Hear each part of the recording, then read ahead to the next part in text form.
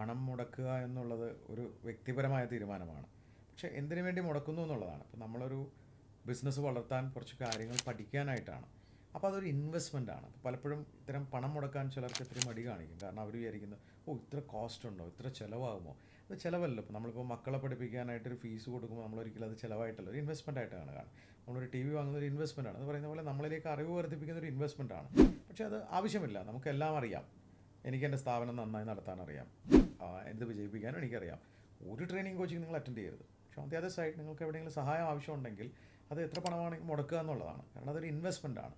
നമുക്ക് കിട്ടുന്ന ഏറ്റവും നല്ല ROI എവിടെയാണ്? ലാൻഡ്, അത് സ്വർണ്ണമാണോ, FD ആണോ? ഇതൊന്നുമല്ല, നമ്മളിലേക്കുള്ള ഇൻവെസ്റ്റ്മെൻ്റ് ആണ്. നമ്മളിലേക്ക് ഇൻവെസ്റ്റ് ചെയ്താൽ തീർച്ചയായിട്ടും തിരിച്ചറിവുകളുണ്ടാവും. എവിടെ ചെന്നിരുന്നാൽ എന്തെങ്കിലും നമ്മൾ പഠിക്കുമല്ലോ. അപ്പോൾ ആ തിരിച്ചറിവുകളിലൂടെ നമുക്കതിന് എത്രയോ ഇരട്ടിയായിട്ടാണ് നമുക്കത് തിരിച്ച് ലഭിക്കുക എന്നുള്ളത് ചിന്തിക്കണം. അതുകൊണ്ട് ഒരു മടിയും കാണിക്കേണ്ട. നിങ്ങൾക്ക് സഹായം ആവശ്യമുണ്ടെങ്കിൽ നിങ്ങൾക്ക് ഈ ROI, റിട്ടേൺ ഓൺ ഇൻവെസ്റ്റ്മെൻറ്റ് ഉറപ്പാണ്. ഇത് പ്രോഗ്രാമിനാണെങ്കിൽ ഇൻവെസ്റ്റ് ചെയ്യുക എന്നുള്ളതിന് ഞാൻ പറയുള്ളൂ. എൻ്റെ ഈഗിൾ കോച്ചിങ് പ്രോഗ്രാം ഒരു 1450 പരം സംരംഭകർ 94 ബാച്ചുകളായിട്ട് അറ്റൻഡ് ചെയ്തിട്ടുണ്ട്. അവരെല്ലാം ഇൻവെസ്റ്റ് ചെയ്ത് തന്നെ വന്നതാണ്. തീർച്ചയായിട്ടും അത് വന്നതിൻ്റെ ഗുണമുണ്ടായതുകൊണ്ടായിരിക്കണം അവർ അടുത്ത ആൾക്കാരെ പറഞ്ഞു വിടുന്നത്. തീർച്ചയായിട്ടും ഇൻവെസ്റ്റ് ചെയ്യുക.